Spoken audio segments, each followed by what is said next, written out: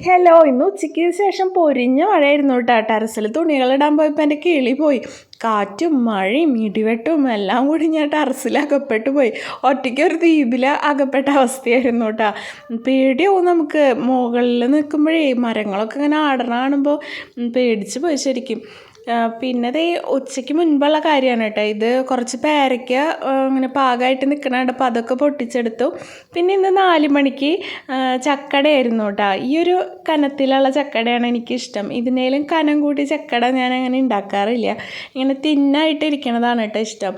അപ്പോൾ കാറ്റും മഴയും ഇടിവെട്ടും കഴിഞ്ഞപ്പോൾ സിറ്റൗട്ട് മുഴുവൻ വെള്ളത്തിൽ മുങ്ങിയിട്ടാ. നല്ല പോലെ ഇങ്ങനെ ഇങ്ങോട്ട് വെള്ളം തെറിക്കും. അപ്പോൾ അത് വേഗം തുടച്ച് കളഞ്ഞു, അല്ലെങ്കിൽ ആരെങ്കിലുമൊക്കെ പോയി ചാടും അതിലേ. വഴിക്ക് ഇങ്ങടാ പോവും. അച്ചു ഇടയ്ക്കിടയ്ക്ക് വീഴാറുണ്ടാവും. ട്യൂഷൻ കഴിഞ്ഞ് വരുമ്പോഴേക്കും വേഗം അത് തുടച്ചിട്ടു. പിന്നെ എൻ്റെ പച്ചക്കറി കൃഷിയൊക്കെ എന്തായാലും നോക്കാൻ ഇറങ്ങിയതാണ് കേട്ടോ മഴ കഴിഞ്ഞപ്പോൾ. എവിടെ പറയ്, എവിടെയാണ് പറയ്? ലോട്ടിലല്ല, റോഡില്. നന്ന് പോവല്ല, നടന്ന് പോണം. എവിടേക്കാ പോണ്ട? എന്നിട്ട് ആരെ വീട്ടിലേക്കാ പോണ്ടെന്ന് പറയും. അവിടെ നോക്കിട്ട് പറയും, അവരോട് പറഞ്ഞേരത്തെ. എവിടേക്കാ പോണേ? കുഞ്ഞച്ചുവിൻ്റെ വീട്ടിലേക്ക് പോണെന്ന്. ഇന്ന് രാവിലെ വിചാരിച്ച പോലെ വീഡിയോസ് ഒന്നും എടുക്കാൻ പറ്റില്ല. അംഗനവാടി പോയേക്കായിരുന്നു. ഉണ്ണിയുടെ പൊടി വന്നിട്ടുണ്ടെന്ന് പറഞ്ഞിട്ട് അത് വാങ്ങാൻ വേണ്ടിയിട്ട്. പിന്നെ ഉണ്ണിക്ക് അംഗനവാടിയിൽ ഇരിക്കണം എന്ന് പറഞ്ഞിട്ട് ഭയങ്കര വാശിയായിരുന്നു. കൊണ്ടുപോകുന്നു.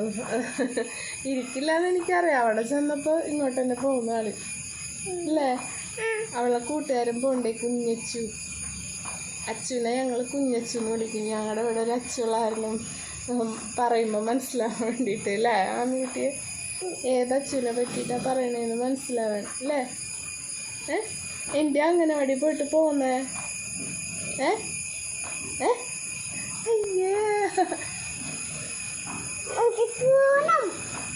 ഇനി ഉണ്ടെങ്കിലൊന്നും തൊടാൻ സമ്മതിക്കില്ല അല്ലേ.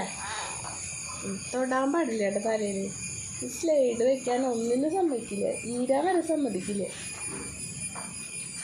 കണ്ട കൈ പിടിക്കണ കണ്ട. എൻ്റെ കുഞ്ഞ് കൃഷിയൊക്കെ മഴ കൊണ്ടുപോകുന്ന തോന്നണ.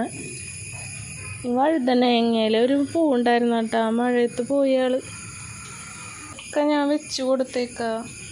എൻ്റെ കുട്ടി കൃഷികൾ. ഇവിടെ ഒന്നും ഇനി സ്ഥലമില്ലേ വെച്ച് കൊടുക്കാനായിട്ട്. അത് മുട്ടിട്ട് തുടങ്ങിയിട്ടാ.